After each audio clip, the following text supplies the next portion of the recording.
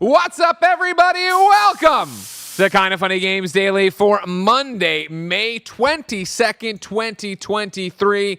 I'm one of your hosts, Greg Miller, alongside Forbes 30 Under 30, a.k.a. the second best baby blues in San Francisco, a.k.a. the verified one, a.k.a. the New York Times quoted at Tim Geddes. Let Tim host. How was your weekend, Greg? It was fantastic. Yeah, me too. The neighbors put in a pool. Oh, wow. So we got invited over for the first barbecue splash. over there. A little splish splash. Benny had a ball. Got to Good. show off his impressive swim moves. Of Love course, that. This kid's been going to swim class since he's like month 3. I don't understand swimming these days, but he's out there and he's kicking. He's doing his thing, having a great time. Yeah. We went to the beach yesterday for a picnic. Jen lot of planned. splish splash. Yeah, it was cold though. It was a cold one. Typical SF. Yeah. You know what I mean? So it was just like, it was a chilly one. But Ben had fun. Cole had fun running around being a dog.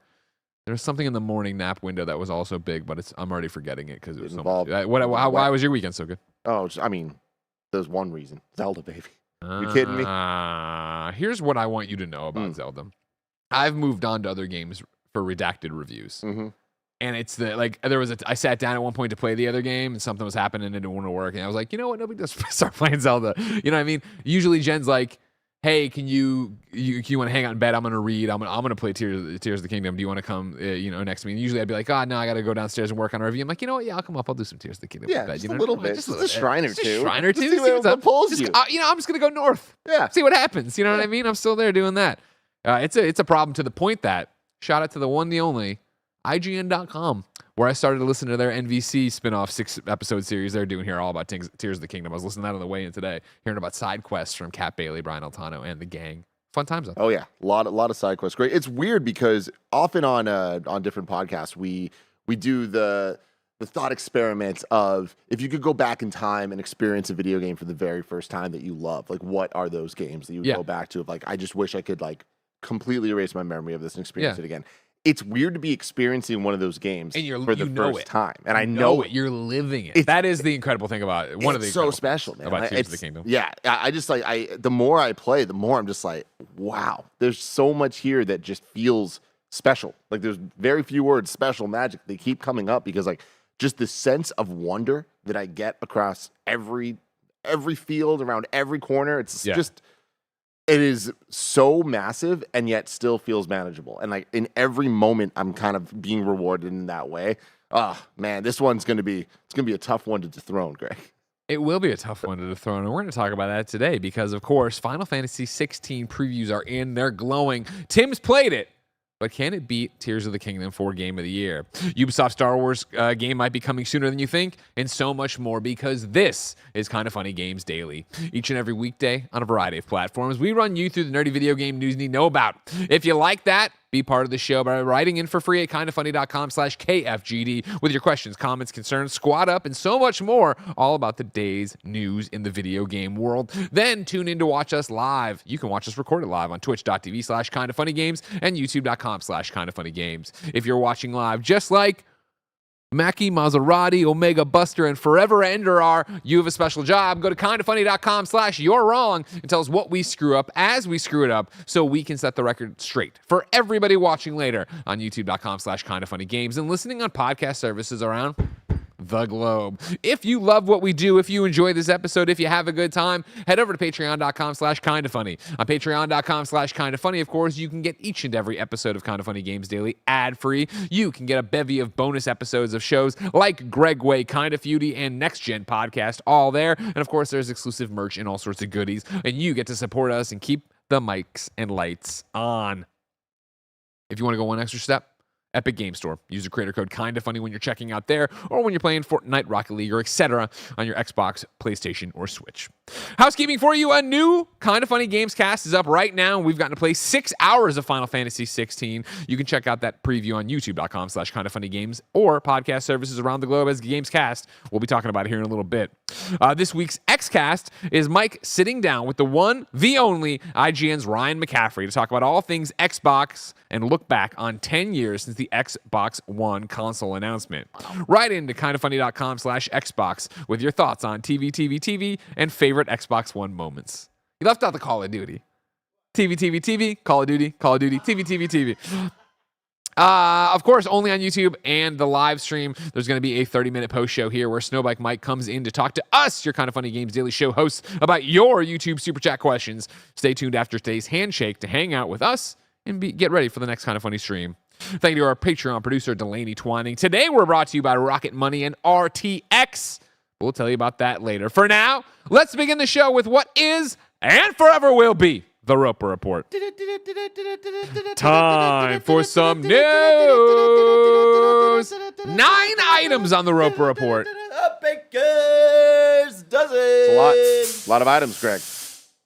It is a lot. Ever closer to the baker's dozen. Mm-hmm.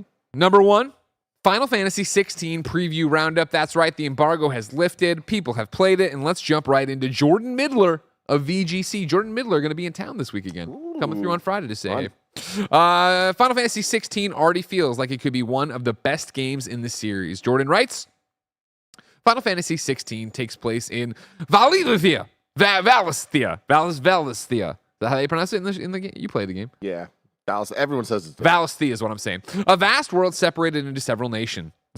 These nations each wrestle with power, not through traditional campaigns of war, but via their dominance. Humans who possess the power of the Icon, which are colossal, nation-destroying monsters. While the astonishing Titans fights will be the While the astonishing Titan fights will be the thing that's used in trailers, it's combat against even the most basic enemy that makes Final Fantasy 16 absolutely sing. Fast-paced, phonetic, but utterly readable. It's almost Devil May Cry-like. It's a combat system that is so fun that when the final game is released, you'll find yourself picking up even the most random of side quests just to go and pick a fight at the end of it. Final Fantasy 16 has the potential to stake a claim as a defining RPG of the early generation, a reestablishment of Final Fantasy in the consciousness that it hasn't had as prominently in recent years. We'd have happily sat playing the game's combat demo for hours. Ed Nightingale at Eurogamer wrote, beyond the bombastic and exciting Icon battles, the lush sun-dappled forests, and the spark of combat, Final Fantasy 16 is a character-driven affair, and it's the performances of the lead characters that truly impress. There's such warmth and chemistry between them, and it's clear that storytelling has been a real point of focus for Yoshida and team. For all its jaw-dropping sense of scale that puts the likes of God of War to shame, the tiny nuances of facial expression stood out to me. The squish of noses as two characters kiss, hot. The subtle furrow of a brow, the shine of a rolling tear, or a juicy chomp into an apple. And while the world of Valisthea is grim, it's lightened by humor. Quote, someone got the hump, quipped Sid during one battle in a thick Yorkshire accent that made me chuckle. These aren't just characters, but relatable humans with depth, feelings, and torrid relationships. Puppy Torgal is also adorable. Shout out my boy Torgal. Timothy, you went and played this with Andy with Blessing for 6 hours. No Blessing. No Blessing, just Andy. Sorry. Bless got Tears of the Kingdom. Right. So he couldn't. But he was supposed to go originally. He was supposed to. Yeah. Because we were all super hyped on this one. Yeah. They were like, hey, we'll send one of you. And we're like, can you send 3 of us? Because we need to play this game. And we did, Greg, for 6 hours. One of the lengthiest demos I have ever been a part of.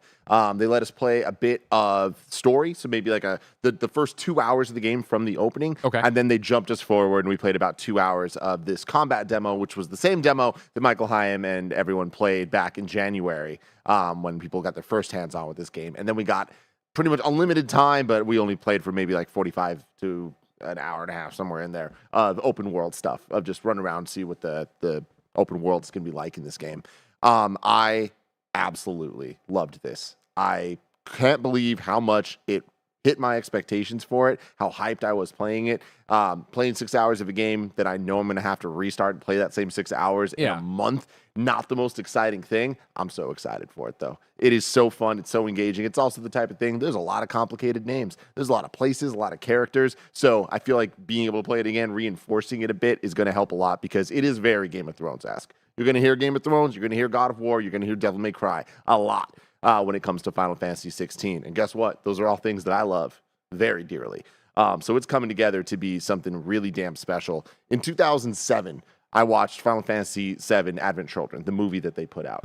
Lest we forget. And it was one of the coolest things in the world to me at the time. The fight scenes, the action, just how heightened it all was really was like, oh my God, I wish that one day we get a Final Fantasy that looks like this, that actually plays like this. Because back then we're still dealing with the turn-based era, right? For sure. As we've gotten a little bit more active over the years, and Final Fantasy VII Remake blowing my mind, and I love that game.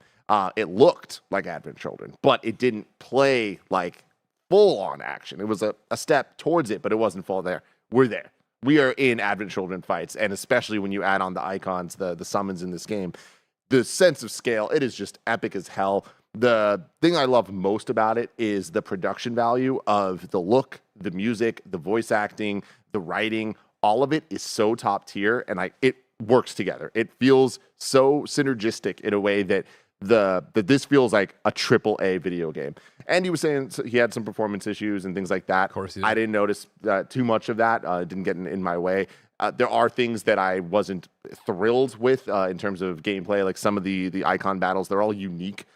So they all have different type of gameplay styles. Oh, so you're never like in a rhythm with them. You're like learning on the fly. Or yeah, something? which is cool. Because I feel like they're more like set piece events as opposed to Challenges or anything like that. Yeah, exactly. It's look cool and make you feel cool. And they do, but some of them just gameplay wise is kind of boring, and it kind of feels like, oh man, like you really should have done more with this. Like Sure. One in particular is kind of like a Star Fox style on rails shooter, Okay. but it doesn't feel like Star Fox. It feels Gotcha. very kind of like I could just be doing anything right now. It feels more like I'm watching a cutscene. They're pretending I'm interacting as opposed to actually interacting. Gotcha.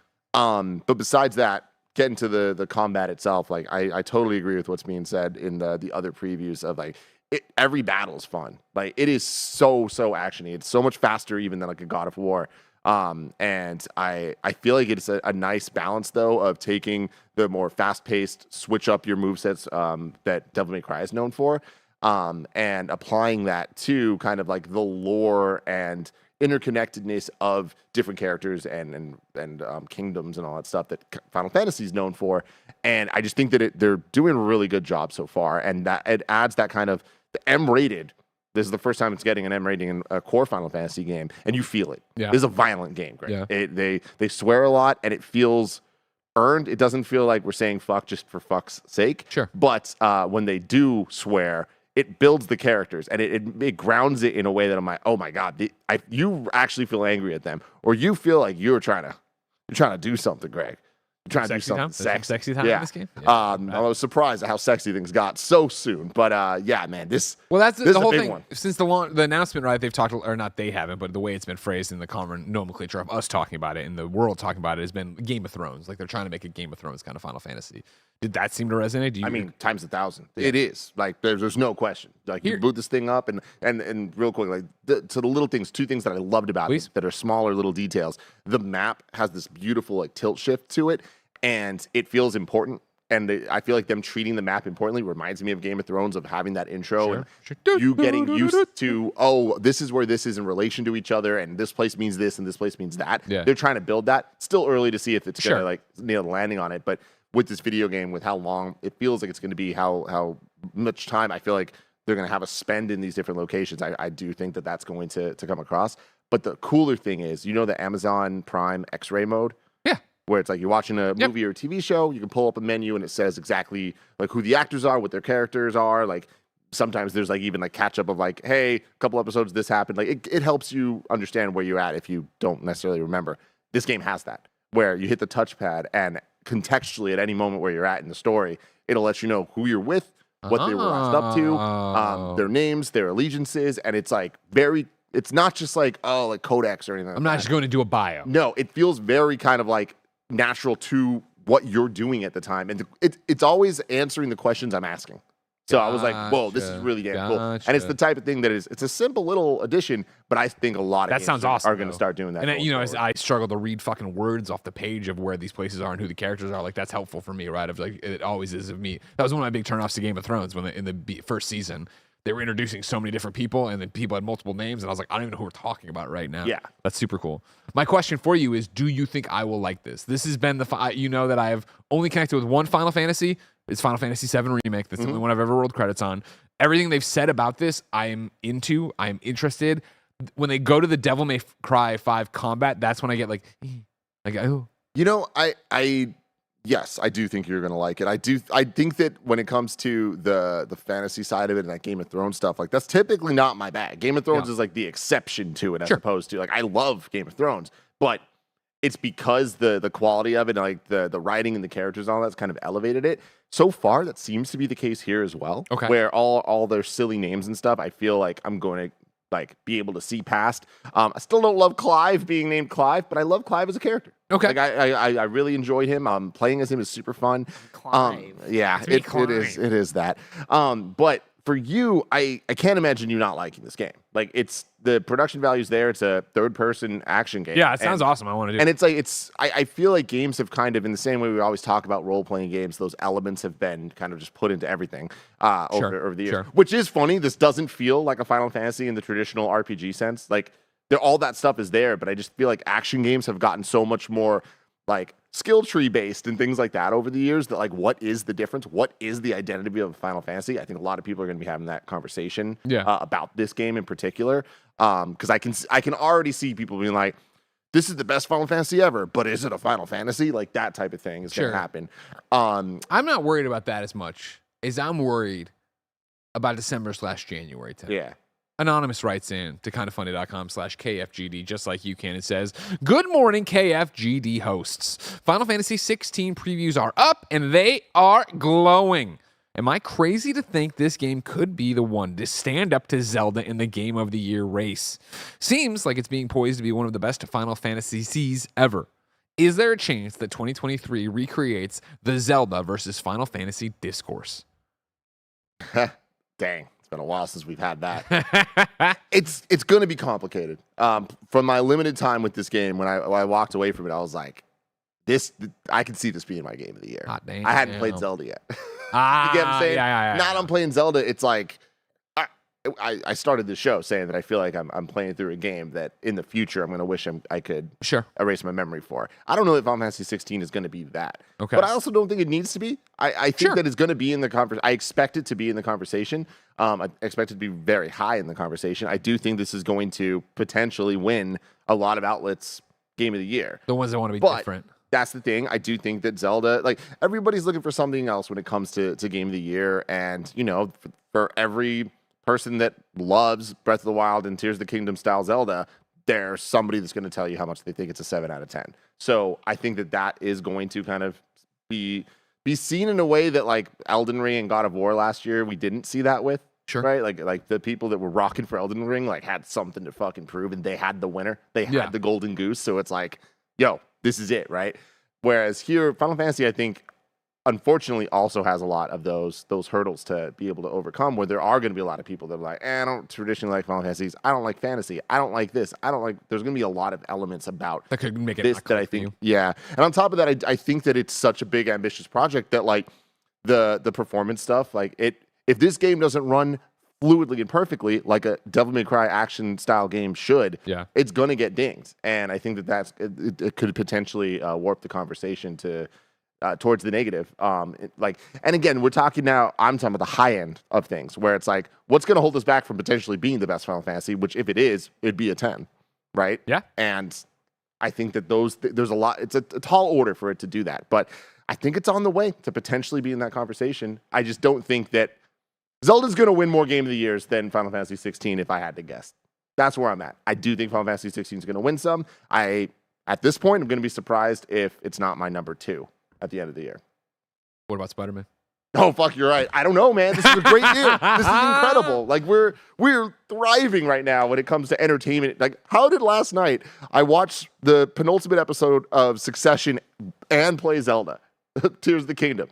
It's just you're living your best life. Right it's so good out. Not at the same time. I'm not a fucking monster. Thank you. I wasn't gonna call you out on it. I wasn't gonna call you on it. And then Michael Howard, you're coming on to talk about Planet Lana in like 3 or 4 stories, right? Lana. But what I need to know from you right now is, based on your beta play, do you think Diablo 4 is in the Game of the Year conversation? Mike says, heck yeah. So there you go, ladies and gentlemen. What a fucking year to be alive. Great year, man. What a year to be alive, ladies and gentlemen. Number 2, let's stick with some Final Fantasy news for you. Square Enix has discussed ditching numbered Final Fantasy titles. This is Tom Ivan at VGC. Square Enix has discussed the possibility of dropping numbers from Final Fantasy game titles, according to the producer of the latest series entry. In an interview with GQ, remember they just did the top 100 games? Oh, yeah, they did. We didn't answer the email. Final Fantasy 16 producer Naoki Yoshida suggests using numbers in mainline series entries could be off-putting for new players who might think they need to have played the previous games to enjoy the latest one. Quote, a lot of players are going to come in and they're going to look at it like a comic book where you have to read from the beginning to know what's going on now, he said. It's hard for marketing because every number title that we release in the series, we have to go into it like, it's okay if you don't have played the rest of them. Yoshida was asked if Square Enix could stop releasing number series entries for good. Quote, that's actually something that I've discussed with the higher-ups, he replied. Maybe it's about time we remove the numbers from the title. For example, you have Final Fantasy 14. You get a new player coming in, and it's like, wait a minute, why do I have to play Final Fantasy 14 if 16 is out? Why don't you just call it Final Fantasy Online and just get rid of the number altogether? And that'll make it easier to understand. Whether Final Fantasy 17 or Final Fantasy 18 should have a number or not, that's going to be on whoever has to develop that game and whoever's in charge of the branding. So that's their problem, not ours! Exclamation point. End quote. Love it. I'll believe it when I see it, but also, do you think it's time? No, not necessarily. I think that the numbered Final Fantasies mean something different than the subtitled ones, and so for anybody that doesn't understand, and the things they have to play all that haven't played before, there's people that's played them all that'd be like, if you subtitle it, it feels lesser than. And I don't think that that's the type of marketing you could shake.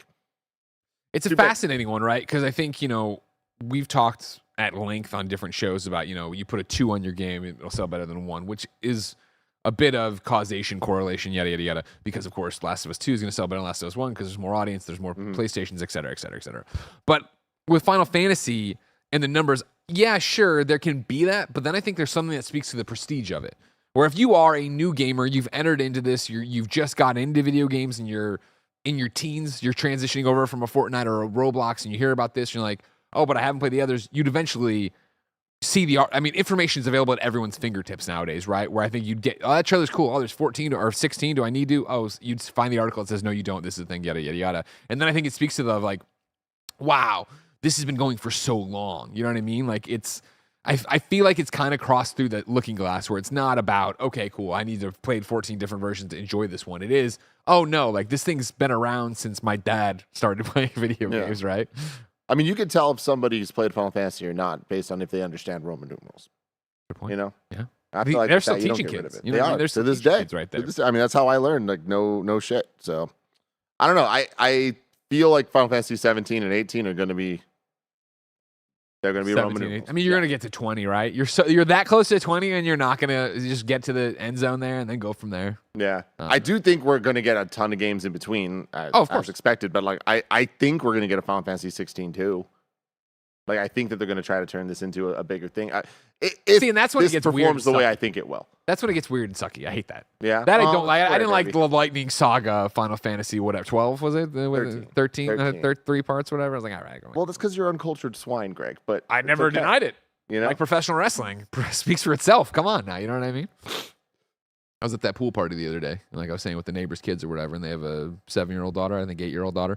And we were hanging out, and the parents were like, oh, and Jen says you have a show on Peacock. And I was like, yeah, I do, whatever. And everyone's like, oh, you got a show on Peacock? And I was like, yeah. And the little girl's like, what's it about? I'm like, oh, professional wrestling. And she went, man. It turned around. Like, do you like video games? She's like, yeah. I'm like, all right, cool. All right. We're still cool then. We're still friends. We don't got beef yet. This is awesome. Number 1 show on Peacock. Everybody go enjoy it now. Number 3 on the Roper Report. That Ubisoft Star Wars open world game, it may be coming sooner than you think, said Ethan Gotch over at Kotaku.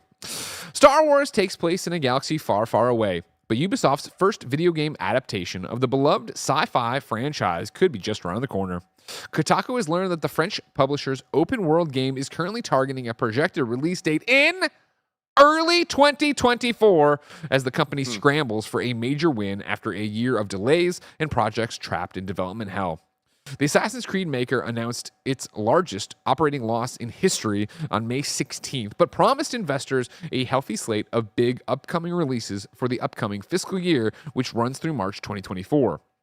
In addition to the release of Assassin's Creed Mirage, Avatar, Frontiers of Pandora, and the perennially missing in action pirate blockbuster Skull and Bones, Ubisoft said, quote, another large game, end quote, would also release within the next 12 months. According to sources familiar with the company's plans, who wish to remain anonymous because they were not authorized to speak to the press, that additional game is Ubisoft's open-world Star Wars game.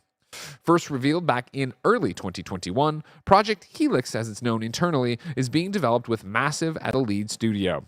Best known for the Division 1 and Division 2 military looter shooters, creative director Julian, our boy, said at the time that the Star Wars game would be a big departure from the series and quote-unquote totally different from the sorts of games Massive had worked on in the past.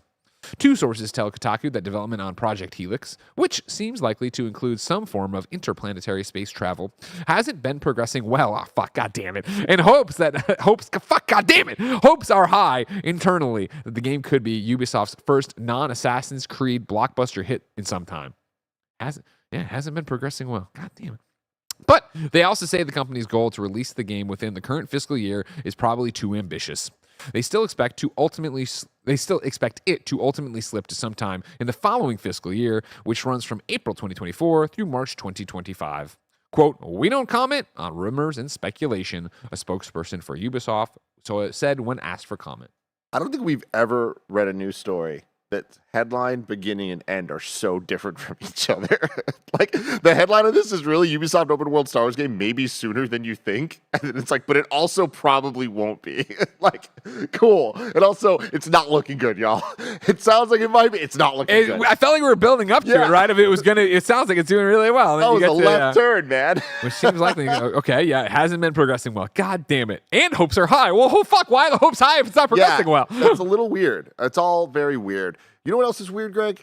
The fact that Ubisoft is doing a Summer Games Fest adjacent event live in Los Angeles. They're returning to the stage performance press conference. COVID's over. This year. Yeah. Ubisoft. Yeah. They really need that Just Dance performance, Tim. Yep. It's just that to me, I'm like, I'm so interested. June 11th, I think it is. Yeah. Like, so we're going to get after. We're about to get PlayStation Showcase next week. Then this week, brother. Wednesday, motherfucker, live. YouTube.com/KindaFunnyGames, Twitch.tv/KindaFunnyGames. We're getting that, and we expect everything from that. We expect the world. Then we're going to get Summer Game Fest. Jeff's out there hyping that up as he does. We'll get to that in a second. Jeff's been tweeting up a storm. Then we get the Xbox event, which, hey, one of the big dogs, always excited to see what's going on Direct. there. The Starfield Direct, directly following that. With all of that, then we get Ubisoft, which is the only... Oh, no, you know what? I was going to say it's the only live in-person one. It's not. Summer Game Fest, for the first time ever. YouTube Theater. Yeah, they're doing it live. In the shadow of SoFi Stadium. But, like, I'm really interested in what they're going to show. Like, we can kind of put some things together. They do have games to talk about because they haven't really released much in the last year. Seeing how they haven't put anything out. I mean, we'll talk about Skull and Bones again, but with Avatar and with all this Assassin's Creed stuff that just needs clarification at this point, and this feels like the place they would do it. So I understand why they're doing a showcase. But they are one of the first ones to, when COVID happened, break out and be like, fuck it, we'll do it ourselves. And they did Ubisoft Forward, right? Nintendo Direct years ago set that model, but then Ubisoft, I think, was like the kind of big shift of like, hey, we're doing this alone. And where we're at now, I'm very interested in what this is going to end up. And I wonder what that means and the whys to it all. Because it seems ill-advised from my perspective. To do it live? Yeah. To do the thing? Mm-hmm. But you figure they have all these great games, theoretically. Do they? They have all these exciting games, theoretically. They don't care that Star Wars, and again, reportedly behind the scenes, not authorized, it isn't coming together great yet. They don't care. You throw up a little look at gameplay in a vertical slice or whatever, awesome. You throw up some new Assassin's Creed stuff and put we need a real release date for Mirage, right, Barrett? Or where are we at in the Mirage world anymore? I forget. It got delayed, but I forget if it was a public date that got delayed or if it was an internal date. I don't think there was ever a public date, but I think we got reportings of like an internal delay. You fucking do that. You fucking toss out Pandora shit. Let us see that game. Explain what the fuck's going on there. Just Dance, of course. Are you gonna come in? Are you gonna do the unthinkable? Are you going to do the unthinkable and come out and talk about some of these Ubisoft games at all? Skull and Bones release date again? Are we going to get another look at Beyond Good and Evil 2? You know what I mean? Hey, holy shit, everybody. What do I see on the horizon? It's the Prince of Persia remake. It's back from the dead again as well. You know what I mean? Like, there are titles and there are IP and there are trailers to drop and gameplay demos to show. How soon any of those are ready? What you show about Assassin's Creed Red and Jade and Hexy and all these fucking goddamn Assassin's Creed Infinity, whatever fucking happened to that thing? You know what I mean? That's what I'm saying. There's a lot of clarification needed, but that doesn't seem like fun stuff necessarily. That doesn't seem like you put a hot trailer on all of it. Yeah, but like, so I'm just comparing what a Ubisoft Forward has been, and hey, this could be a new thing, and I'm hoping this is awesome. I hope that this justifies every complaint that I potentially am having here. But you look back to when E3 was E3, everyone going in the same week, having their press conferences, announcing all their games and stuff. Ubisoft had a lot, right? You watch, like, they're usually like the longest press conference. Like, it'd be like 2 hours of them, and they're talking about movies, they're talking about different projects, they're talking about VR, they're talking about mobile, they're talking about every IP that they freaking have, which is so damn many things. Then the Forward started, and that broke it up throughout the year. We're getting some announcements here, some announcements here. They've still been doing that. So I just feel like it's a little. I don't expect them now to be able to bring that heat that they used to, and even then, bringing the heat back in the day, the Ubisoft things. I feel like even the best Ubisoft. It was a mixture of heats. It was a mixture of heats. You know what I mean? Exactly. Like what exactly were you getting? Where I'm just saying I understand the business Tim we have right here. All right, we have the Tim right now who's saying, as a student of the game and what's actually going to come out in these fiscal years, you're worrying about it. You need to let that man go for a second and let the Tim of hype come back. And if it is just Assassin's Creed trailer, Skull and Bones release date, Pandora tomorrow trailer and release date, or whatever the hell that is. You know what I mean? Like, not Pandora tomorrow. You know what I mean? It's fucking nerd ass shit. You know what I mean? Nobody cares about. But you see what I'm saying? A Star Wars game from the Division people, let alone Heartland. Well, you know, the updates to the Division. The Division just did their whole thing, and they got the new season coming out for Division 2, which I'm super stoked about. Mike, we're back in. Don't forget. And then, of course, you got like Heartland there. You got the mobile game. Like, I feel like there's enough IP that if you are going to come in and tune in and not be thinking about all the fiscal stuff and the bad stuff and the delays that we've had up until this point, you have a strong lineup of trailers and I don't know, man. Like, everything you just say, I feel like you're not convincing me. Like, the things you're using. Because you're hater ass. But these are every single game you're talking about we have now seen. PlayStation did it for years. PlayStation did it for years. I know, but those were PlayStation Studios games. Yep. Those weren't Skull and Bones. Yeah, Skull and Bones isn't a good example, I know. But I mean, I know Skull and Bones is like the worst example of it. But it's like the Avatar thing. It's like, time to say here's the new Splinter Cell. It's time to say here's the new Splinter Cell. But I mean, they already did. Right? Splinter Cell remake, they announced that. Like, so the hype moments, they've used a couple of them. If we're just literally talking about. But no one remembers them. No one remembers we all do. Splinter Cell remake. Yeah. No one remembers that. They get stoked if they saw gameplay from the Splinter Cell remake. I don't know, man. I want to see a new identity for Ubisoft, and I feel like it's only you definitely you're not going to get the new identity at this Ubisoft Forward, I don't think, sadly. Yeah. I think you'll see that probably when somebody hostile takes over or somebody buys the brand. Yeah. I don't know, man. It's gonna be weird. It's gonna be really weird. Either die the hero, live long enough to become the villain. Ubisoft, when they were on the ropes, Vivendi coming for them, they were the hero. They did all these things, they made all these changes, and now here we are. And everybody's like, I don't know about this slate. They keep delaying everything. But Barrett, play my theme song. Here comes the money. What's up, everybody? Welcome back to the Kinda Funny Games Daily segment. Wasting your money with Greg. You might remember, ladies and gentlemen, years ago now, I did a story. You should turn it off or we're going to get claimed. We did a story here on Kinda Funny Games Daily that GameStop was about to get delisted. Remember this? And it was like, down to 30 cents. And I was like, I don't know if I were you, because I won't buy stock since I cover the news and review video games. I would buy this stock because I think it'll go up. And then what happened? There was a lot of trickery, tomfoolery there with the Reddit and stuff. But it went up, and some kid was eventually like, you would have made $3 million if you took Greg's advice and you put 50 cents in this. The stats can't buy. What? The Assassin's Creed maker announced its largest operating loss in history on May 16th. These motherfuckers are going to be desperate. And I'll tell you right now, I don't know what the stock's at. You buy it right now and you wait till after Ubisoft Forward, you'll be making the money right there. Don't take this as I don't actually know how to do stock. I don't do it. But I do think that, I do think wherever they are now, they're going to go up at least a little bit. Not like, a million. Yeah. Thank you for this graphic. You know what, Greg, this is where I'm at. I am not sure I would make that bet. I think at the end of the day, the stock will go up. Stock. Yeah. But I don't think it's a slam dunk guarantee. Oh, it's $5.32 right now. $5.32 right now. Yeah. I don't know, man. Oh, it's way down. Man, May 27th, 2022, it was above $10. I mean, of course, they haven't put out games. Yeah. So it's like, That's my thing is I feel like we're on the, this is, the bottom floor here. Yeah. It's got to go up. I mean, but that's the thing. It only goes up if they're giving people things that they want and that those things are good. Ubisoft are the kings of showing that they can put out the same IP, and if it's a good entry, people are going to show up. And if it's a bad entry, people are going to talk so much shit, and then eventually they're going to annualize it because that's Ubisoft, sure. Right? I feel like here's my thing is though, Ubisoft. I'm so talking. Is Kevin here? Kevin should come in because I have a whole bunch of stock advice I'm giving out that I don't know if it's real. Ubisoft is not going to get delisted anytime soon. Ubisoft, worst case scenario, is going to get bought by somebody. Xbox, PlayStation, Embracer Group, whatever, and that would bring the stock up, just like my old Virgin America stock. Remember that? Mm-hmm. Bought that on a wish and a prayer or whatever, and then it was fine, and then it got bought, and it went up like 3 times what I bought it for. Mm-hmm. Hell yeah. And we had the cool company credit card, the Virgin America credit card. Yeah. I'm just saying, chat, give me permission. I'll buy the fucking stock right now. You know what I mean? I'll be the one making. Then every time I talk about Ubisoft, here comes Kevin. Kevin's going to explain this to me. Kevin, I'm giving out stock advice, but I don't really play the stocks like you do. Kevin says do it. He says this is a great idea. Come here. What's illegal? To talk about stocks with your friends? I said it's not real advice. I have a theme song in the background. It's not real. It's not real. It's not real. This is my theme song again. Welcome to Greg's Wasting Your Money with Greg segment. On Kinda Funny. How are you wasting your money this time? Ubisoft stock Period. is down. It's down to $5.32. Damn. And that's what's the highest in the last year? In the last year, it would have been $10.56. Ooh. Yeah. And so they just didn't you tell people to invest last year their money in Ubisoft? No, I said earlier this year, which I still would have backed. I don't know when I did. Somebody can fact check me on that. Right now, the Assassin's Creed maker announced its largest operating loss in history on May 16th. Right? Wait, real quick, Bear, can you put asterisk not financial advice at the bottom? Thank you for liability. For legal reasons. Yeah.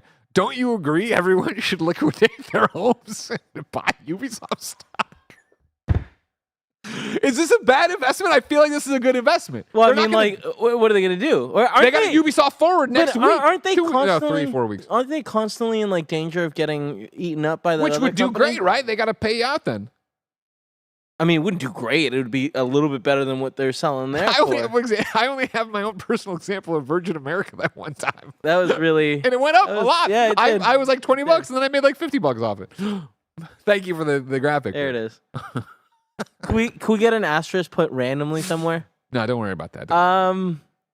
No. I mean, I don't know. It certainly could do better, but it also could get Vivendi could buy it all for $6. Kebabs, you're here every day.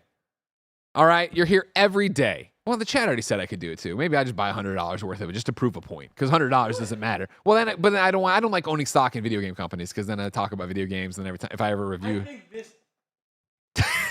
I don't think anyone would think this isn't just a joke if you put $100 in. Okay. Put 10,000 in, you coward. See, that's what I'm saying. Why not? Jen's not watching the show. I go into our savings. There's no way she'll ever see I go into our savings. Uh-huh. And would she get mad? Oh, it got delisted. We lost all. Yeah, but is that going to happen? No. Even if it goes up $1, right? You buy 100 shares, it goes up $1. That's a $100 profit right there. Mm-hmm. You understand? I do. I'm going to do it. I'm going to buy $100 at some point. I probably won't remember. Next story on the. Actually, you know what? Let's talk about how we make the money here. All right. It's called patreon.com/kindafunny. If you like our hijinks, our shenanigans, and our fun times, Patreon. Financial advice. And not financial advice. All right?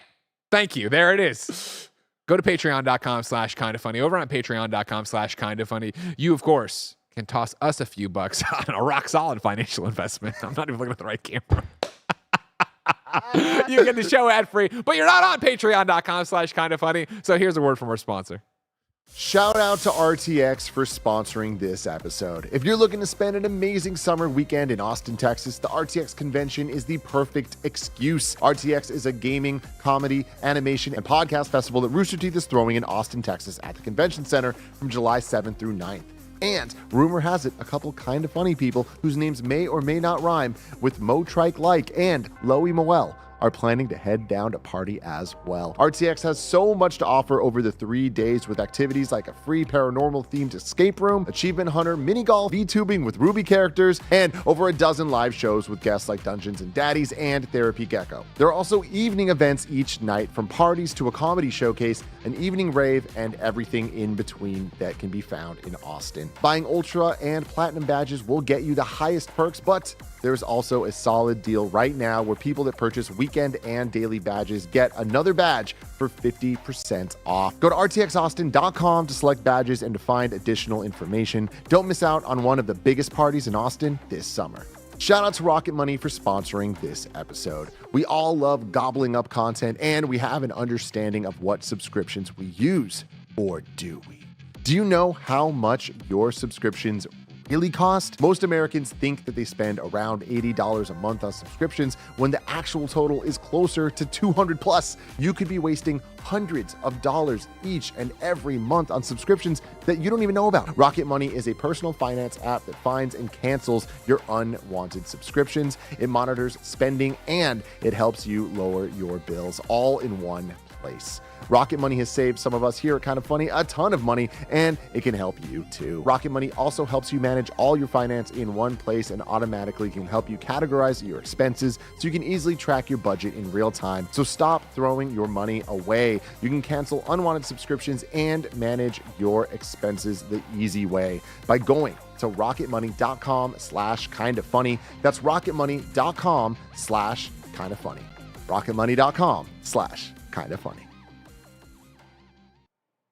In the interest of bits, Okay. I have purchased 19 shares of Ubisoft. All right. Yeah, not real. But... In the interest of bits, everybody, I will still call it down the line. Okay. And I will not fucking disclose 19 shares for a bit on KindaFunny Games Daily when I talk about things in the future, all right? I've done it, chat. Thank you for your permission to do this. And here's the thing, Mike. Yeah. Here's what's going to gnaw on my fucking brain is I'm right. And they're all going to see that I'm right. And when don't even try to block me out, all right? And when the money comes rolling in on those $100, you know what's going to happen is I'm going to be the only one who I could have put more in. I could have put more in. We're done. 2 words: Bed Bath and Beyond. Let's go. Bet on it. I mean, I'm surprised that you had a financial advice segment without me. Great ways to waste your money Swipe without the me. card. You and I. Run the card. We could host this show right away. We're gonna buy Ubisoft right now. Just Snow Mike and Greg Miller buying Ubisoft. Everything I got. Mike, you're here to talk about Planet of Lana because we have a review roundup as number 4 on the Roper Report. Right now, the Metacritic is at an 81. The Open Critic is at an 83. Heather Wald over at Games Radar gave it 4.5 out of 5 stars and said, Planet of Lana is a beautiful, cinematic adventure full of mystery, suspense, and charm. With stunning hand-painted backdrops, an enchanting musical score, and characters you care for, the companion-based mechanics and bond between Lana and Mui? Louis. I think it's Louis. There's an M in it. I call it Louis. Louis sounds better. All right, Mui or Louis, make this one very special adventure. Marcus Stewart, a Game Informer, gave it a 7.8 out of 10 and said, while I would have liked gameplay to have more bite and variety, Planet of Lana is still an enjoyable and beautiful romp. The art direction and main jingle are likely the only things that will stick with me in the long run, but Lana and Mui's journey is a competent rescue mission that doesn't always soar as high as the machines pursuing them. And then Giovanni over at Digital Trends gave it a 3.5 out of 5 and said, Planet of Lana makes up for some repetitive 2D puzzling with a gorgeous art style and a good-natured tone. Mike, this is one we've had our eyes on since we started seeing it in showcases and whatnot. How much have you played? Did you roll credits? What do you think of it? I have rolled credits. It is about a 4 to 6 hour experience, depending on if you want to get lost and get sidetracked. There is some hidden collectibles that you can grab throughout it. But I rolled credits at about 4.5 hours late last night and loved my experience. On the KindaFunny scale, I'm giving this a 4 out of 5. Great game. As I played it, all I could think was, man, this is a freaking good video game. And this is one of those indie titles that people are going to talk about for a long time, right? It is like scratching the level of the insides and limbos, right? Where it's like, oh, this could like take over type situation. I think it misses the mark because it is a little bit shorter. You do have a little bit of the repetitive puzzles. Okay. But every time that I had it going. Every puzzle that I ran into, I had a ton of fun with it. I was really blown away. I mean, the art style is what's going to pop, right? I was playing on the Steam Deck, and all I could think was, man, oh man, I got to get this on a massive TV ASAP, right? I want to see this in the full color. I want to be wowed by all of this. And then on top of that, the music is so good. I put out the tweet today. Whoever is composing this soundtrack got so deep and lost in the Duffy that you are going to want to crank your headphones up to 11, because there are moments where the cinematography of what's happening on the screen matched with the music probably rivals a Marvel and or Star Wars film. Like, there are moments where you're like, oh man, they are kicking on right now.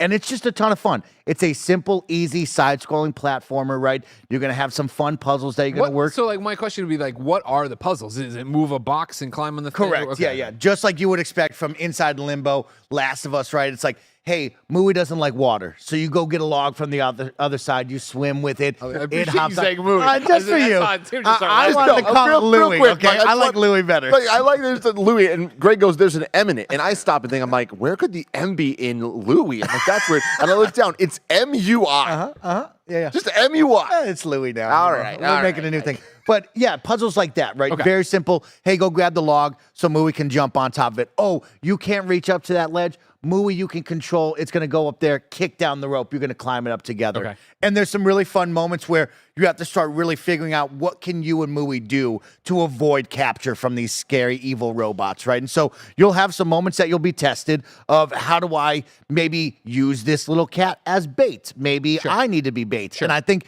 there's some fun moments. Only one puzzle really got me distracted where I was like about to put it down, and then I'm happy I didn't because I solved it, and that was like right as the final third was about to kick on, and it got really grand in scale. So I'm really blown away by this. Day one on Game Pass. Thunderful Games hitting as the publisher with another great one. I believe this is Whimsical Games. I don't know the studio name that developed this, but I believe... Wishfully. I believe this is their first game as well. So these guys got a hit on their hands, and they got something special going on, because the world that they have built is really, really good. Really quick, the composer is Takeshi Furukawa, who was the composer for The Last Guardian. Oh, dope. This guy got in his Duffy. Oh, yeah. Deep in his bag. And so that's your Snowbike Mike review. 4 out of 5. Great game. Go play it ASAP. I wanted to finish up my review because this jabroni is coming in to say something, so I'll take a moment. Hello, Nick. Hey, guys. Your champion here, coming at you with a very special message. First off, shout out to me for winning that belt late last Friday. How'd you win it again? I heard about it. Jenga. Me and Mike went head-to-head with Jenga, and Mike just gave up. Mike just took a block he knew was going to be bad. He took a chance, and it did not pay off. So, ladies and gentlemen, I'm excited that I am once again your champion. I will, of course, represent this community to the best of my abilities.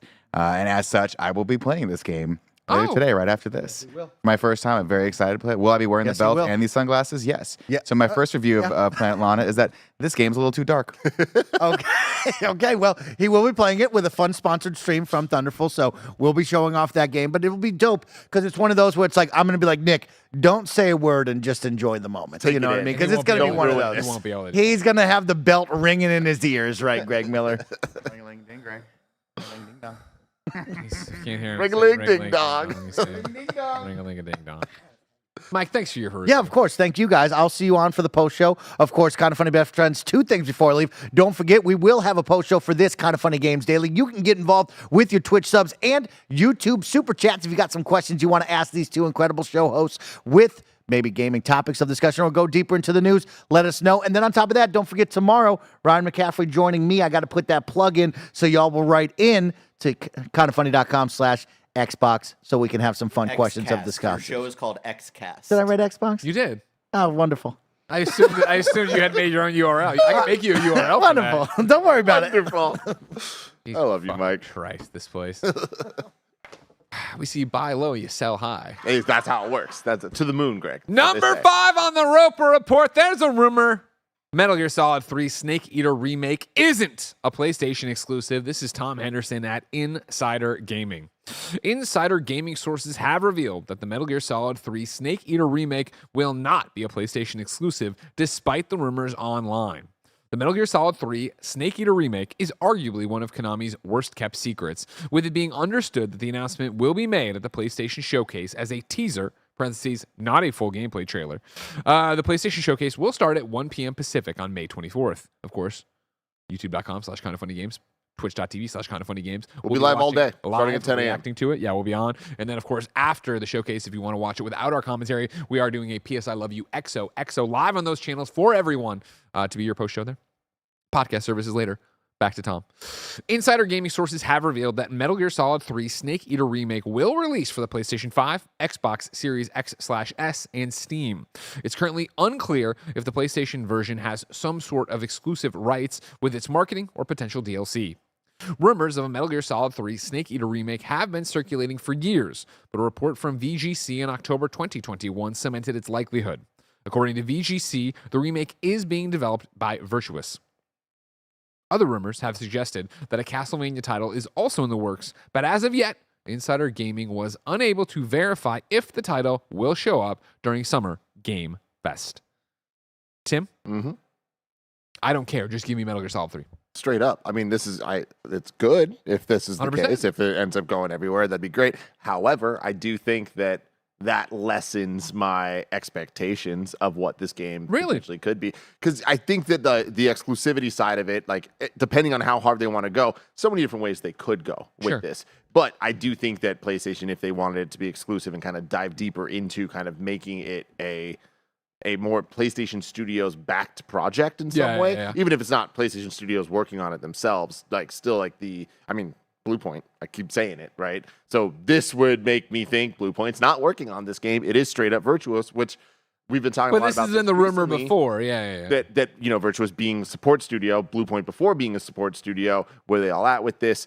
I'm really excited for this week because I feel like we're about to get a lot of answers from the PlayStation event that will then be able to help us paint a little bit more of the future with more accuracy when it comes to Konami's different projects, whether it's the confirmed Silent Hill games or the rumored Castlevania, Metal Gear, whatever's coming next after that. For me, I love a lot of these games. I love Konami IP. I don't love Konami at this point. I did love Konami before, and I feel like I want to see them kind of partner up with the right studios for the right projects for all of the games I just named, and they're already starting to do that. So interested to see how this all shakes out. But yeah, to get even just a teaser at the PlayStation Showcase for this, not surprised by that. But what's it going to be? I'm hoping it's less a Crisis Core Final Fantasy VII remaster type thing and more of a Resident Evil 2 type remake. Okay, sure. We'll find out in just a couple days. Wednesday, ladies and gentlemen, is right around the corner. We cannot wait. Like Tim said, we'll go live at 10 a.m. for Kinda Funny Games Daily, and then we will be live the rest of the day. So pop in whenever you get the chance. Number 6 on the Roper Report. Let's stay in the vein of Summer Game Fest. Brian Crescente at Epic writes, Summer Game Fest back with big announcements, wall-to-wall news, and world premieres. Summer Game Fest 2023 will feature 2 hours of wall-to-wall video game news, updates, and world premieres, all streamed live around the world, and for the first time in 4 years, it's all happening in front of an in-studio audience. Taking place at the YouTube Theater in LA on June 8th at 3 p.m. Eastern, host and producer Jeff Keighley promises a memorable show. He just doesn't know what exactly will be this year's big moment. Despite serving up hours of premieres, trailers, and news about a wide swath of video games each year, traditionally, the Summer Game Fest annual outing can often be boiled down to 1 or 2 games. Easily the most memorable Summer Game Fest to date, 2020's, featured more than 40 games. But what everyone remembers is that spectacular gameplay trailer for Elden Ring, which also revealed the game's release date. While last year's show may not have had its own Elden Ring moment, it did deliver a trifecta of Naughty Dog news with the remake of The Last of Us, the unveiling of a multiplayer game set in The Last of Us universe, and new details about the HBO series based on the game. The big news for this year's show is still a mystery, even to Keighley. Quote, as I always say with these shows, one or two games kind of makes the entire difference, he said. As the producer, it's challenging because sometimes you have those games, sometimes you don't. Sometimes you think you have them and they drop out or change. While Keighley is always cautious in his estimates of the show, he did say that there are currently 3 or 4 things that are going to be, quote, pretty big for this audience, end quote. very excited. Let's go. You know, I'm not hearing anything that's like definitively like, yo, motherfuckers, we got this stuff for this one. Which I understand if they don't have that, they don't want to say that yet. I do feel like if they had an Elden Ring type thing, I feel like Keeley would be like, we got it. Him saying a couple, 3 or 4 things that are pretty big for this audience, that's exciting. I feel like that's not always the case when it comes to the Summer Game My Fest hope shows, there is so. he's saying that, we have 3 or 4 things that are going to be pretty big for this audience means, hey, there are 3 or 4 things that are possible to be a big deal. You know what I mean? To stand out to different audiences, different subsets of the audience. I kind of read this more as, the subset, but like this to me reads there's not one big thing. It's not like the one announcement that's going to change the world, whereas it's a bit more like maybe a Hellblade or something like that. Wonder Woman. What's up? Wonder Woman. Yeah, exactly. That type of thing of like, oh, this is a big deal game, and it's cool that it's being showcased on this stage. Especially the stage being live at the YouTube theater. Like, I think that there's going to be an energy here. I expect that Keeley's going to bring the heat. I always expect Keeley's going to bring the heat. I know that he's trying his best to make these the definitive showcases when it comes to video games, and I feel like there's not always wins there. I think it's always an attempt at win. You always see the energy and passion and skills required to be able to pull this type of thing off. And I think that the longer these things go on, the more and more developers and publishers are going to understand the true value of Summer Game Fest 100%. and want And then bring to the big be on guns. that stage. And then you get the big guns. Are we at that point yet? Or is it still going to be a next year type thing? It could be now. It really could. When we look at how deep into the console generation we are at this point. And the fact that he's the only game in town. That's the thing. The E3 is dead. This is it. E3's gone. The pandemic is not directly affecting these showcases, and Summer Game Fest, it's all eyes on that. This is, by all accounts, the tightest summer of video game announcements we've had in years. Yeah. And E3's dead, but it's back in Keeley form. So I feel like, earlier I was naming off some of the showcases leading up to the Ubisoft one. It's like, where are you at in terms of hype for the showcases, Greg? Like, All the rank showcases? Rank them, yeah. I mean, I would probably go PlayStation. Mm-hmm. Then I would probably go Keeley. Then I would probably go. Are we putting our Starfield and Xbox together or Yeah. separate? Oh, Yeah. then Xbox Starfield. Then Ubi. Yeah. Yeah. I feel like that list is probably most people listening to the show, right? Yeah. I'm usually And most people show. For good reason, I think. Like, I think that it's based on proven track record for what those events are and what we expect from them with the track record and also with where we're at right now this summer in 2023. I'm really hopeful for this Keeley thing. At the same time, I think that the PlayStation thing, they have everything set for potentially one of the best showcases we've ever seen. I don't know that I feel that way about the Keeley one yet. I think we still might be setting up the pieces, but I do think that I'm expecting debatably the best Keeley event we've had with this one. I think back to it, and what it is I feel I would bet it's going to be the most solid. I think he's going to have quality game after quality game, announcement after announcement, trailer, whatever it's going to be. I do then, to your point though, it's always that hard thing of, are you going to have the marquee? Are you going to have the one more thing? Are you going to have the opener and the closer? Like, is it going to sing, or is it just going to be like, oh, it was a great show? You know what I mean? We're all giving it a 3. We're all between 3 and 4, right? It's a high 3, a low 4, somewhere in the honor scale. Where are we going to be? I do think too that like when we give these scores and we talk about these different showcases, like it's based on the expectation of what it's delivering. The way I review a a Fast and Furious movie is very different than the way that I review something of more substance there, because of what we expect from the movies and are they delivering those things. Same thing with the showcases, where I think on the Keeley side of things, no matter what happens, there's always going to be a lot of fluff in these things. That's advertising. That's where the money comes from. That's what allows the pomp and circumstance of it all, and also allows the interest from developers and publishers. So it's kind of like a catch-22 of like, hey, you're going to get these things, but you also have to deal with this shit. And I think because of that, there's going to be a lot of people that no matter how many one more things there are, no matter how many openers and closers, people will be like, that was a shitty showcase because there was way too much bullshit. I feel like he's been getting better about minimizing the bullshit. Yeah. It'll never fully go away, but I do think you can offset it with the big moments that people are talking about, because that's what people remember these conferences for. People remember PlayStation's 2015 for Final Fantasy, Shenmue, and Last Guardian. They don't remember it for anything else in that showcase. There was a lot of other things in that showcase, Yeah, of course. and they weren't all good. Yeah, of course. Okay. Tim, let's motor. We got 3 more things to do here, but they're all pretty quick. Number 7, Zelda Tears of the Kingdom was delayed by over a year for polish. This is Andy Robinson at VGC. The Legend of Zelda Tears of the Kingdom was delayed by over a year after it was over a year after it was already mostly complete. That's according to a new interview with the series producer Enuma, in which he reportedly indicated that Nintendo decided to delay Tears back in March 2022 to an unspecified 2023 date purely to polish the game up.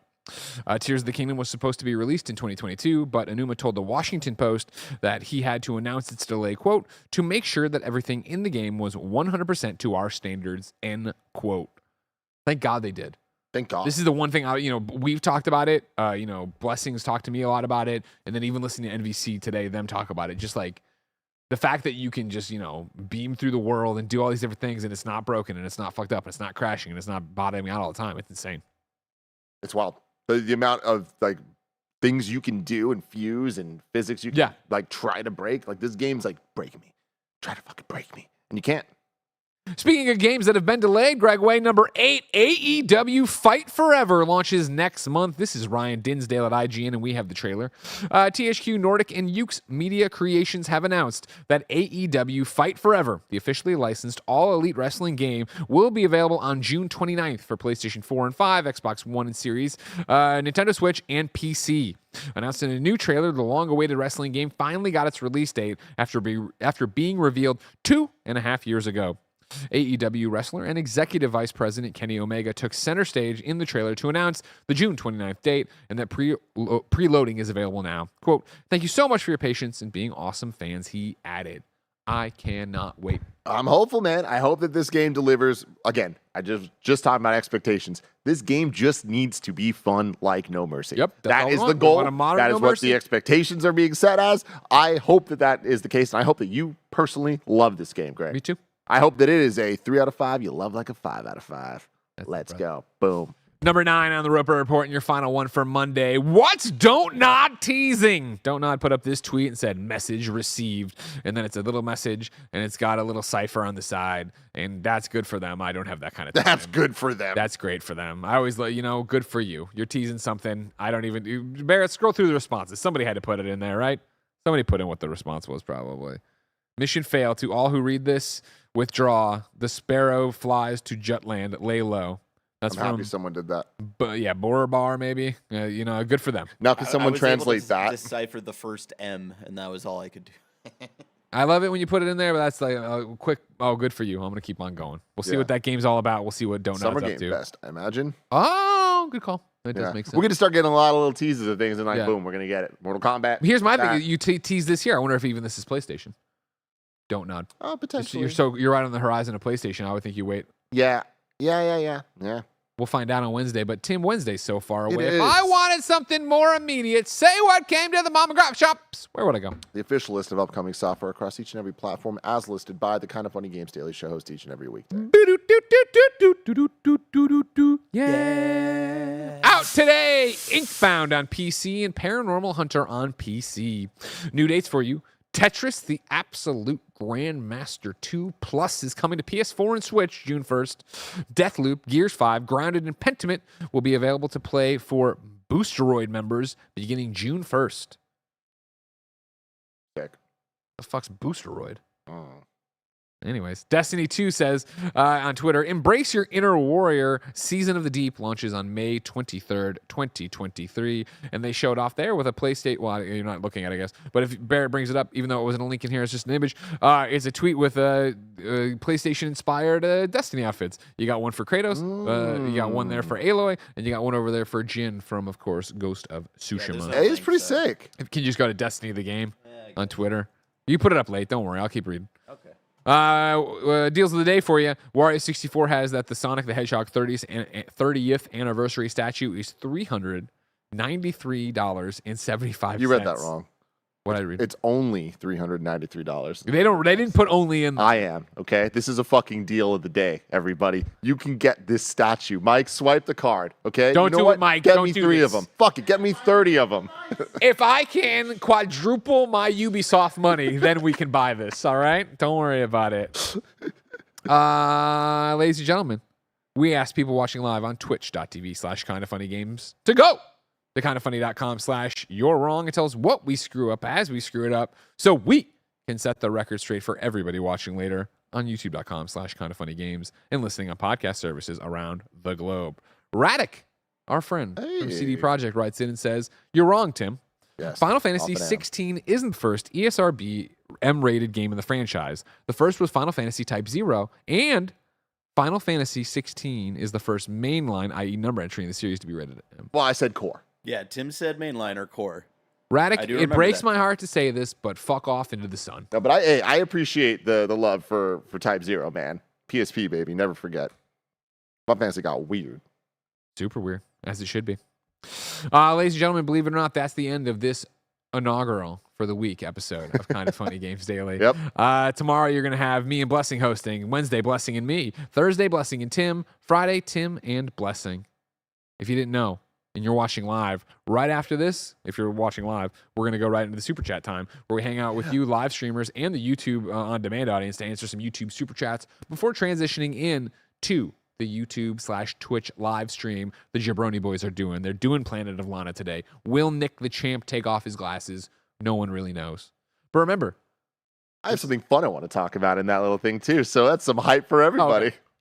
remember this has been Kinda Funny Games Daily. Each and every weekday on a variety of platforms, we run you through the nerdy video game news you know about. If you like that, be part of the show for free. KindaFunny.com/KFGD. Support us on Patreon with money at Patreon.com/KindaFunny. Get the show ad free and have a great time. Of course, you can get the show with ads and the post show and whatever. YouTube.com/KindaFunnyGames. Then you can get just the show with ads but no post show on podcast services around the globe. And then there's a million things to do and like and click and share and love us. And we love you. But thank you for supporting us and making our dream of Kinda Funny a reality. Until next time, we got a post show to do, so it's been our pleasure to serve you.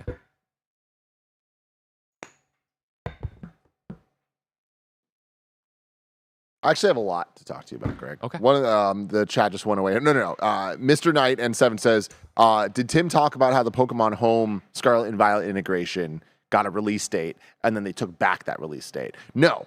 Last Friday, I think it was like breaking news at the end of the show. Oh my God, they're finally doing it. They've been saying early 2023 it's going to happen. And then, oh, no, May 24th or whatever. And I was like, cool, finally. And then over the weekend, Pokemon tweeted, hey, my bad. This date, it's just wrong. I did see we'll that. tell you soon. What the fuck, guys? Come the Hey, hell man, on. everybody makes mistakes. Everybody makes mistakes. I know. Remember when PlayStation announced they bought Blue Point by mistake like 6 months before they ever told us? But I mean, this is also this is something we're waiting for that should have been their day one. Yeah. So the fact that we've been waiting and then they said early 2023 and then it's like, oh, here's the date, but it's not even fucking real. It's a disaster, man. And playing through Tears of the Kingdom just makes me think two things simultaneously. One, I can't wait for the next Mario.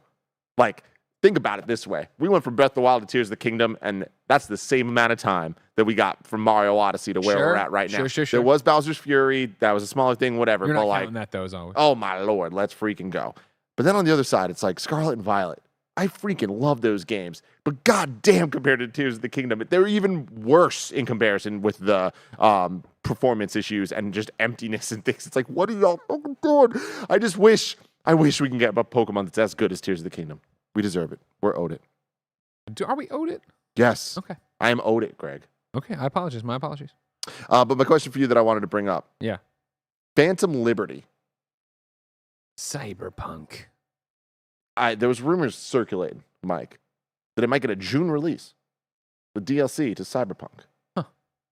Does that sound wild to you? Because I saw that and I was like, that seems... Well, you know what I was going to say? I would have expected more marketing hype if that was the case. Guess but what? with a giant PlayStation Showcase and a giant SGF, there's plenty of chances to be like, yo, guess what? Here it is, a lice trailer, and it's dropping imminently this month. Yeah, that makes sense for SGF. You're right. Yeah.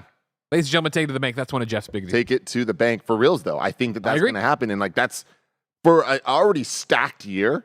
I feel like that could deliver. I think that there's a lot going into it because of Cyberpunk's launch and all that stuff. But I think that this is a chance for them to get a new audience in. I'm just a little concerned about that June timeframe. But I don't know when a better time to release a game is anymore because it's nonstop. Jump back in. Probably not.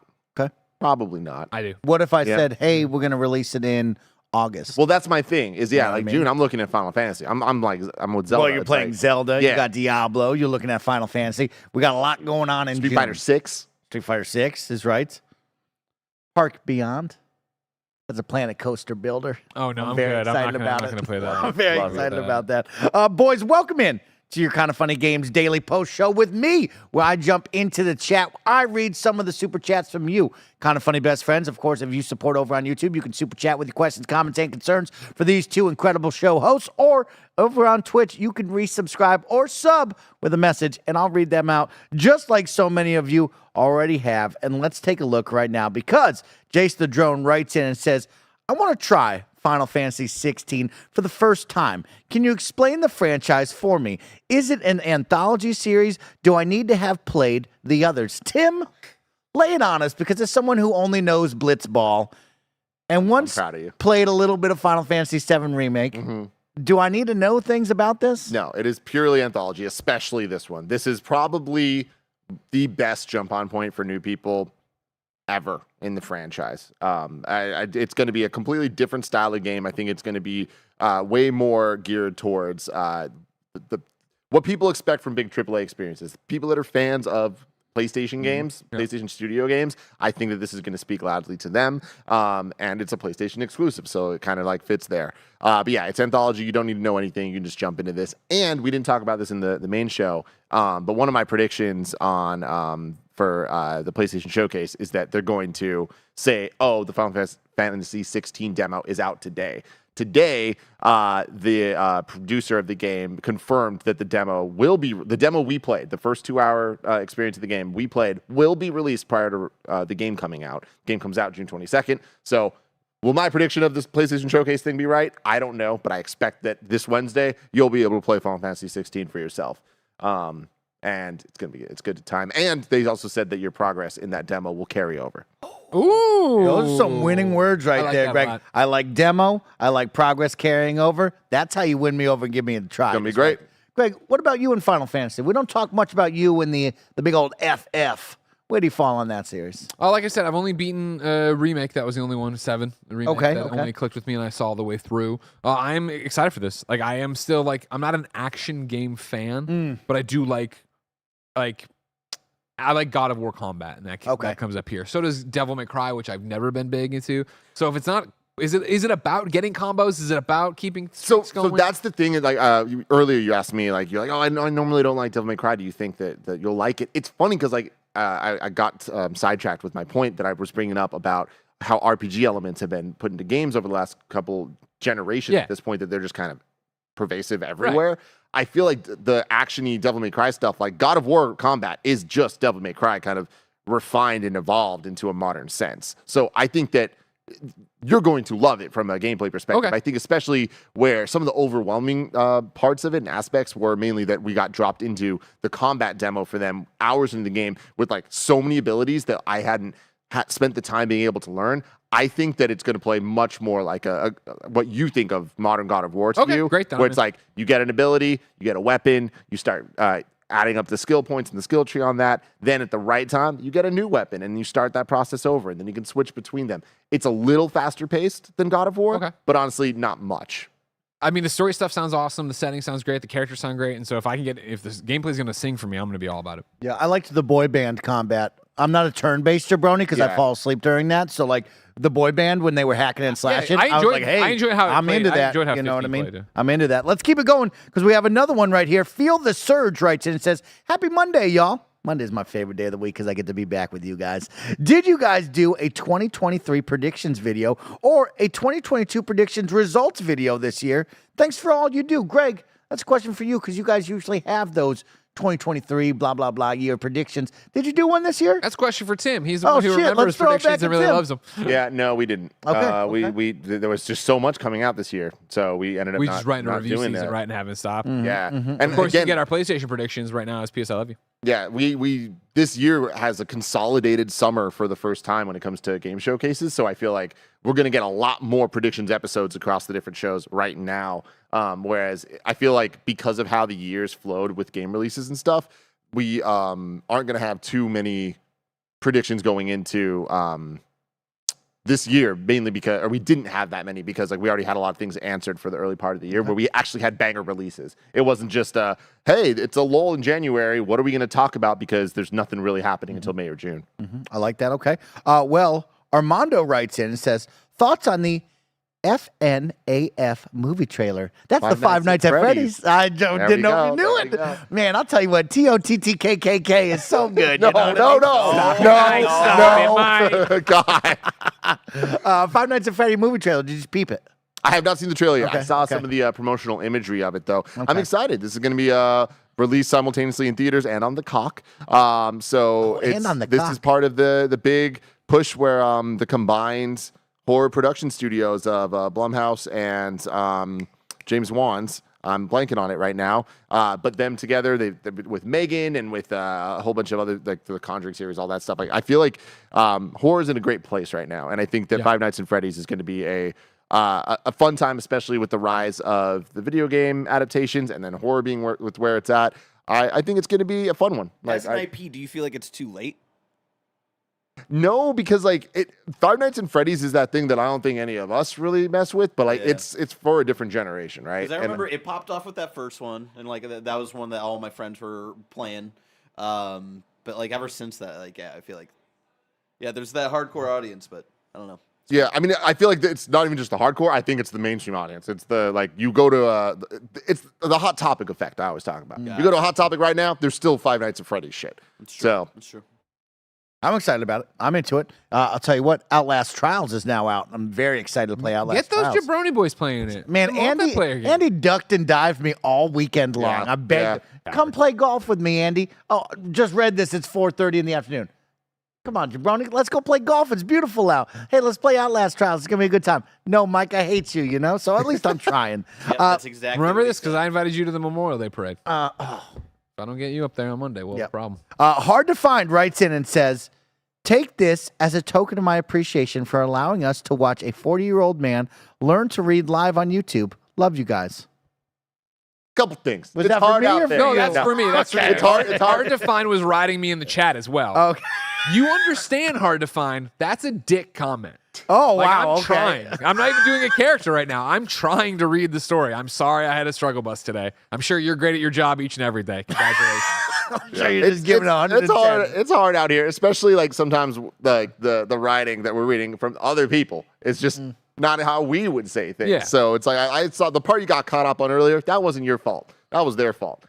I blame them, the people that are making the content. I was going to say, I'm not going to throw the people who are taking their content and making money. Well, I will, Craig, because I'm not a fucking coward, okay? And I know how to read.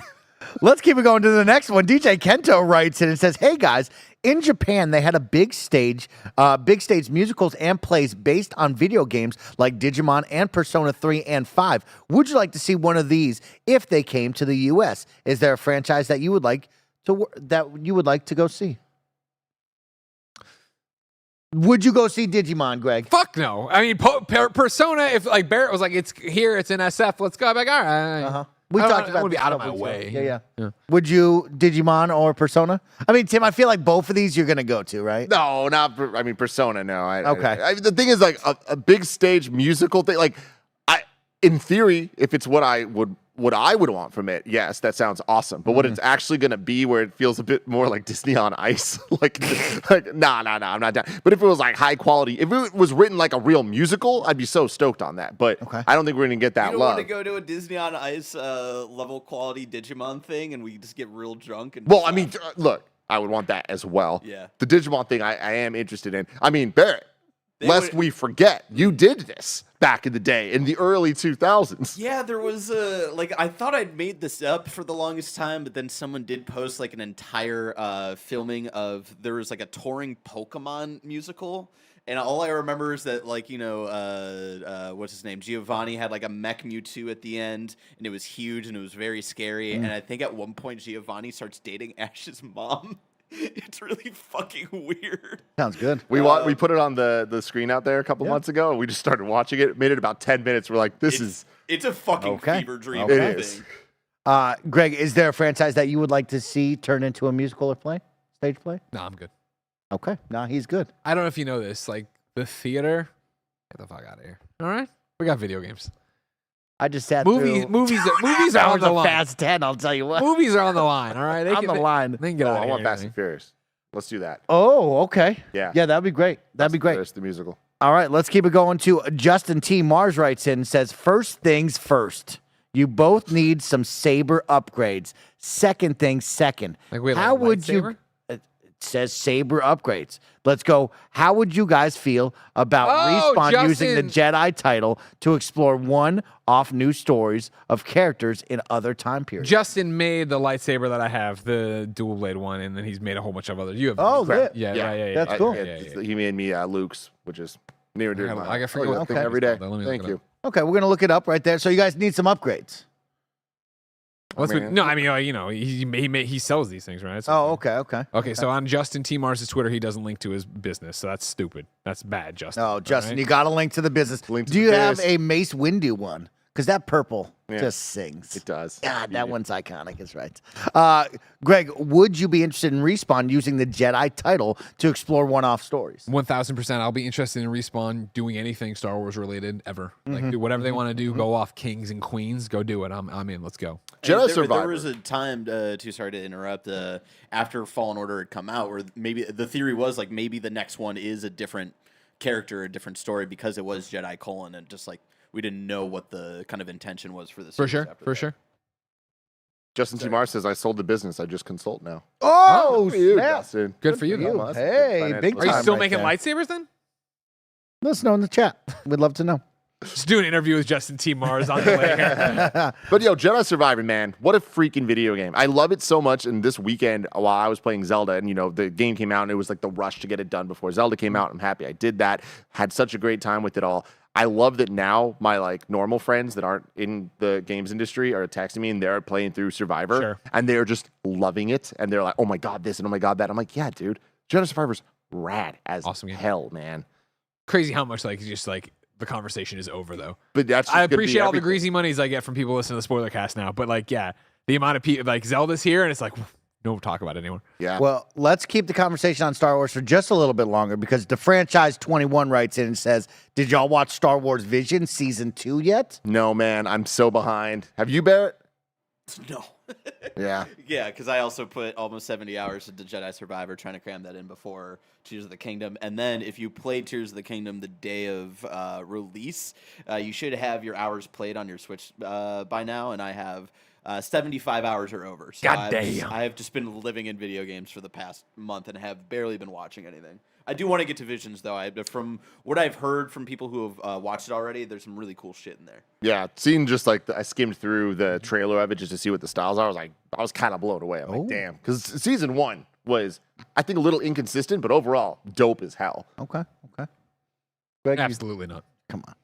You know what I mean? Can I just get it? Let's talk a little wrestling really quick. Oh, you know yeah, what I mean? what's up with the Is the wrestling? bloodline gonna fall? You know what I mean? It has And to that's at what some everybody point. It wants has to to at know. some point. Of course, Sammy talking that smack to my guy Roman, who said, "I don't want any of this." You know, the Usos just begging for forgiveness and You think love. who's gonna win those tag titles? You think who's gonna walk out at Night of the Champions with the tag It's a great titles? question. Who is? And then also, what's up with Woods beefing with everyone possible? Judgment Day and anybody else? Yeah, Come he's trying on. to, he's on Raw now, and guess what? He doesn't have his big brothers to look up to. Little Xavier Woods got to get out there, prove he's not just Scrappy Doo. When he's getting pushed around by I believe, everybody. baby. I believe. I'll tell you what. That's my guy, LA Knight. How you feel about LA, LA Knight? Knight, bro. This guy could take me. You know what I mean? Oh, I'm yeah. watching him. I'm interested in him right there. He's great. God, there's just some great wrestling going on that we could talk about. But let's go back in to the super chats. Manic Pixel writes in and says, "Think we get a Borderlands trailer at SGF? Is it Movie time or the game? The Remember movie. the fucking movie that's been happening? I mean, I assume that Manic Pixel's Dude. writing about the movie because you would think it's definitely the movie, right? What was it? Randy Kevin Hart, Pitchford, yeah, and Randy and was Pitchford. trying to interview Kevin Hart, and he's like, does not understand what the fuck's going on. Yeah. God. I think that's so actually weird. a good prediction. I think Summer Game Fest will get a trailer. Gearbox for pays a bunch of money Borderlands. to that, advertise sense. that right away. Think so, right? I mean, not a game. It's weird with Hollywood. Does Hollywood understand SGF? Are they part of it? Are they going to do that? How much, does Gearbox have say in that kind of thing? I understand that Gearbox gets it, so clearly they'd want it there. Yeah. I mean, Gearbox is so involved that I think they'd have say. How long ago was Borderlands 3, by the way? Borderlands Ooh, 3. That was 2019 because I remember I would play that with Plus Okay. when he was still doing OK Beast. Yeah, Borderlands during 3, COVID, we still were doing the 2019. Borderlands show. Yeah, I do remember that. that. And then what was the last one that we just had? Wonderlands. Which one? When That did was that like come out? 2022. That's recent. Yeah, and then No. we also had the, Yes. 2022. the Yep. sequel to whatever it was. Tales from the Borderlands. Yeah, Tales from the but Borderlands. I know that's a little different, but Yeah, I'd like to see the movie trailer.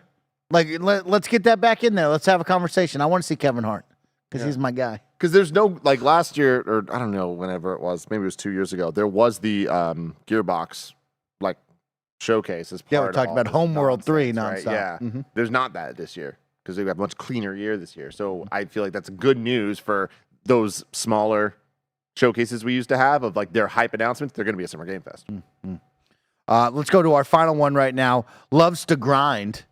Loves to Name. grind. That's a good name. I've been looking forward to a Final Fantasy game with DMC combat ever since I played games like Bayonetta, DMC, and Ninja Gaiden. It may not be game of the year, but I've been a fan since 7, and I think I'll enjoy it. Yeah. Yeah, you sound like you're gonna have a great time. Yeah, Yeah, letting you totally. know. And it could be game of the year. Yeah. It could be Who your knows? game of the year. It could be game of the year. Believe people. You got it. Someone's gonna knock this link down a peg or two. Is it Diablo and Lilith? Is it? Do we have to wait for Spidey? Can Uncle Todd really bring it with Starfield? We'll have to find out because said we it's got gotta be many game of the more generation? months. You know what I mean? We have many months coming your way. And of course, we have some fun streams coming your way. Of course, it's only Monday. We have a long week ahead. But today, me and Nick are heading over to the lab to jump in. I'll read that one. To jump in to a fun stream with Planet of Lana. I gave this game a 4 out of 5. I'm looking forward to seeing what Nick thinks about the game. I'm going to have a ton of fun. You're going to have a ton of fun. Don't worry, we won't play through all of it. You'll see about the first hour, maybe a little bit more, but it is going to be really cool to show this game off. I think you're going to dig it. I will read one final one from Sonic Fuzz Monkey. Yeah. All right, Sonic Fuzz Monkey, you get the final question of the day. Tim, Jack didn't do dishes. Mr. Miller, will you shame my 12-year-old into doing the dishes? Camera won him so he could take a hit. Before I get camera one, before I get Okay, camera I'm gonna what- get out what- of Tim, that. what did happen here? Okay, Tim. No, but I'm saying, Tim, do you remember this? Oh, okay. No. Did you give Jack a pep talk or something? Jack didn't do the dishes. Jack didn't do the dishes, Tim. Seems like on a I do vaguely remember this being a super chat where someone asked you to tell Jack to do the dishes, and it was completely out of context. We didn't Gotcha. even know that Jack was like a Gotcha. child Okay. being told to do the dishes. Well, All right, Jack, camera it's won me. Monday and it's time for the dishes. Greg Miller, hit him with it. Hey, Jack, it's me, Greg Miller. How did you like your last day with 10 fingers? Because now, Nice Dad's gone. Sonic Fuzzy Wuzzy, he's left the building. And you got Angry Dad, Greg Miller. So here's what you're going to do. You're going to walk in there right now. I know you're crying. Oh, I love my fingers. I love my fingers. You're going to walk your crying little ass over to the fucking sink, all right? And then you're going to get the dishes. And you're going to put them in there. You're going to get them wet, sweat the sponge, and you're going to do each one of these. And behind you, your dad's standing there. One hand, kitchen knife. Other hand, broken bottle. And he's going to watch you do these dishes, Jack. And if you even think about walking away to play skateboards or lollipops, he's going to catch you. Do the fucking dishes. And that is how we will end today's Kind of Funny Games Daily skateboards and and Post lollipops. Show. We're going to be playing skateboards and lollipops over in the lab, so keep it tuned. If you're on Twitch, if you're on YouTube, there's a brand new link available that you can go hang out. Thank you so much for tuning in. We'll see you tomorrow. Goodbye, everyone.